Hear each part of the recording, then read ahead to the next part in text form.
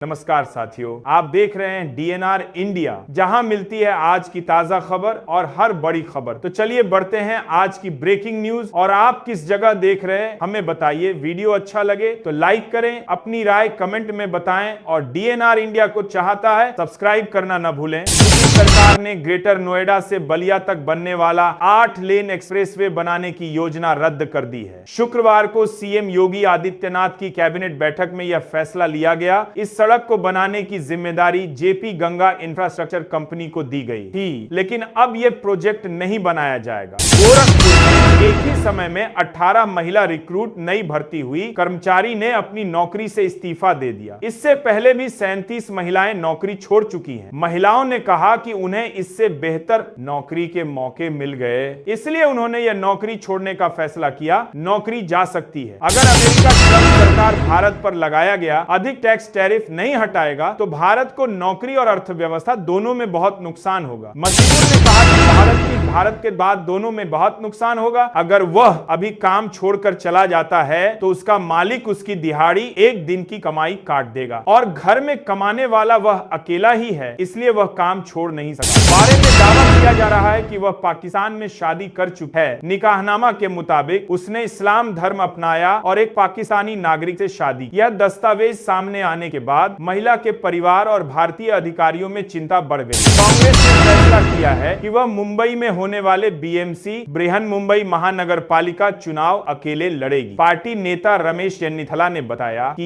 यह निर्णय प्रदेश और स्थानीय समिति की सलाह पर लिया गया, यानी कांग्रेस अब किसी गठबंधन के साथ नहीं बल्कि अपने दम पर चुनाव मैदान में उतरेगी। बिल्डर स्वराज सिंह यादव को 222 करोड़ की हेराफेरी के आरोप में गिरफ्तार किया। गरीबों के लिए बने फ्लैट्स को अवैध रूप से बेचने का आरोप। अदालत ने 14 दिन की ईड हिरासत दी। मुंबई बीएमसी चुनाव से पहले कांग्रेस ने बड़ा फैसला लिया। पार्टी प्रभारी रमेश चन्नीथला ने घोषणा की कि कांग्रेस इस बार अकेले चुनाव लड़ेगी। यह ऐलान मुंबई में हुए कांग्रेस शिविर में किया गया। इस निर्णय से महाविकास अघाड़ी मवी में दरार के संकेत दिख रहे। के सोनभद्र में खदान हादसे के बाद 15 मजदूर अभी भी दबे हुए हैं। बिल्ली मारकुंडी खनन क्षेत्र में शाम करीब 4 बजे हादसा हुआ। रेस्क्यू टीमों ने पूरी रात बचाव अभियान जारी रखा। 2 लोगों को बिना वैध वीजा भारत में प्रवेश करने पर गिरफ्तार किया गया। पुलिस और एसएसबी ने उन्हें संबंधित धाराओं में कोर्ट में पेश किया है। चर्चा है कि दोनों डॉक्टर हैं और नेपालगंज में अपने डॉक्टर मित्र से मिलने आए थे, लेकिन पुलिस ने इसकी पुष्टि नहीं की है। बिहार चुनाव खत्म होते ही भागलपुर स्टेशन पर प्रवासी मजदूरों की भारी भीड़ उमड़ी, जो वापस काम पर लौट रहे। खासकर दिल्ली जाने वाली ट्रेनों में जबरदस्त भीड़ देखी गई। ठंडी रातों में यात्रियों को स्टेशन का होल्डिंग एरिया राहत दे रहा है। 4 धाम में यात्रियों की बढ़ती संख्या के साथ कूड़े का ढेर भी बढ़ रहा है। केदारनाथ धाम में इस बार 2324 टन कूड़ा जमा हुआ, जो पिछले साल से 324 टन ज्यादा है। यह कूड़ा खच्चरों के जरिए नीचे लाया जाता है। अयोध्या में रविवार सुबह लखौरी ओवर ब्रिज के पास नेशनल हाईवे पर बड़ा हादसा हुआ। बिजली भवानी धार्मिक स्थल के पास एक तेज रफ्तार कंटेनर ने पिकअप को पीछे से जोरदार टक्कर मार दी। दिल्ली लाल किला ब्लास्ट केस की जांच में डॉक्टरों के टेरर मॉड्यूल से जुड़े नए और चौंकाने वाले खुलासे हो रहे हैं। जांच एजेंसियों के मुताबिक आरोपी डॉ उमर ने नूह की हिदायत कॉलोनी में 10 दिनों के लिए कमरा किराए पर लिया था।